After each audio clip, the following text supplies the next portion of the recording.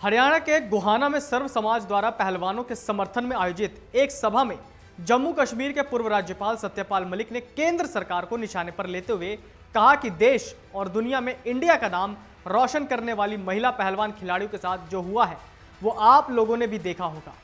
महिला पहलवानों को स्थिति को देखकर खून खौलता था। जिस तरीके से दिल्ली में महिला पहलवानों को घसीटा गया उसे देखकर मन करता कुछ न कुछ किया जाए। जिस तरह से इन्होंने महिला पहलवानों को घसीटा है उसी तरह 2024 में इस सरकार को भी घसीटना होगा। लोकतांत्रिक व्यवस्था में रहने की वजह से इनका हिसाब भी उसी तरीके से करना होगा।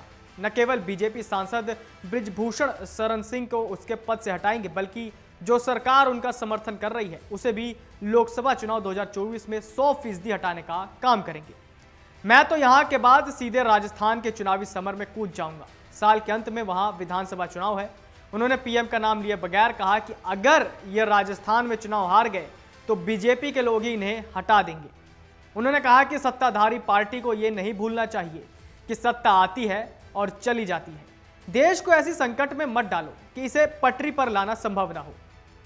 मैं पहलवान भाइयों से भी कहूंगा वो वहां 1-2 दिन के लिए ही सही जरूर आए। वहां की जनता पहलवान भाइयों का समर्थन करने के लिए तैयार खड़ी है। राजस्थान से मेरे पास कई दिन से फोन आ रहे हैं। MLA, Jaipur university student union के अध्यक्ष निर्मल और अन्य लोगों के लगातार कह रहे हैं पहलवान भाइयों को राजस्थान लेकर आइए, हम उन्हें राजस्थान में घुमाएंगे। अब ये तो इनके ऊपर है कि ये जो भी फैसला करेंगे हम साथ देंगे। मैं खुद वहां जाऊंगा। राजस्थान में बीजेपी वालों को घुसने लायक नहीं छोड़ूंगा। ये चुनाव जीतने की बात तो ये छोड़ दें, इनको गांव-गांव में घसीटा जाएगा। गांव-गांव में इनकी दुर्गति होगी। लोग इनसे अपनी बेटियों का बदला लेंगे। सत्यपाल मलिक ने 4 जून को हरियाणा के सोनीपत में एक कार्यक्रम में लोगों को संबोधित करते हुए कहा था कि किसान आंदोलन जब चल रहा था तो 4 महीने तक इन्होंने कोई बात नहीं की। जब मैं बात करने पहुंचा तो सरकार ने कहा कि ये लोग ऐसे ही वापस चले जाएंगे, लेकिन प्रधानमंत्री को किसानों के सामने झुकना पड़ा। वैसे ही ये बेटियों के सामने भी झुकेंगे। केंद्र सरकार को यदि इस बार नहीं हटाया गया तो ये अपनी मर्जी से काम कर इंडिया को कमजोर करने का काम करेंगे। अग्निवीर जैसी योजना लाकर सेना को कमजोर तो कर ही दिया, अब दूसरे मामलों में भी वही करने वाले हैं। पहलवानों ने सबसे पहले जनवरी 2023 में बृजभूषण सिंह के खिलाफ यौन शोषण के आरोप लगाए थे और उन्हें पद से हटाने की बात कही थी। इसके बाद वो धरने पर बैठ गए थे, लेकिन जांच समिति बनाई गई तो धरना खत्म हो गया। हालांकि जांच समिति की रिपोर्ट अप्रैल में आने के बावजूद बृजभूषण के खिलाफ कोई कार्रवाई नहीं हुई। इसके बाद पहलवान फिर धरने पर बैठ गए। भारतीय कुश्ती संघ यानी WFI अध्यक्ष बृजभूषण सिंह के खिलाफ प्रदर्शन कर रहे पहलवानों के आंदोलन में नया मोड़ आया।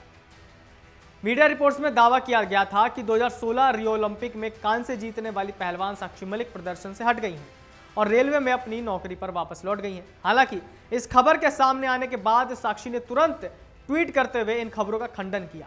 उन्होंने लिखा, यह खबर बिल्कुल गलत है। इंसाफ की लड़ाई में न हम में से कोई पीछे हटा है न हटेगा। सत्याग्रह के साथ साथ रेलवे में अपनी जिम्मेदारी को साथ निभा रही हूं। इंसाफ मिलने तक हमारी लड़ाई जारी रहेगी।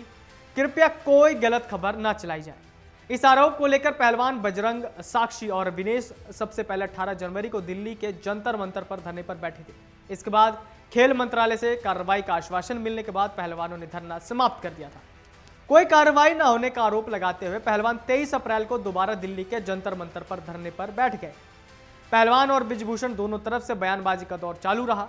जहां एक तरफ बृजभूषण ने कहा कि आरोप साबित होने पर वो खुद को फांसी लगा लेंगे, तो वहीं पहलवान उनकी गिरफ्तारी की मांग पर अड़े रहे। इसके बाद शनिवार रात को साक्षी, बजरंग और विनेश ने गृह मंत्री अमित शाह से मुलाकात की थी। इस दौरान पहलवानों ने गृह मंत्री से बृजभूषण की गिरफ्तारी की मांग की थी। इसके बाद गृह मंत्री ने पहलवानों से बिना भेदभाव के पूरी जांच का भरोसा दिया था। अमित शाह ने कहा कि इस मामले में कानून अपना काम करेगा, पुलिस जांच कर रही है। उन्होंने पहलवानों से यह भी पूछा था कि क्या पुलिस को अपने काम करने का समय नहीं देना चाहिए। मन से उजाला कर चले, मन से उजाला कर चले।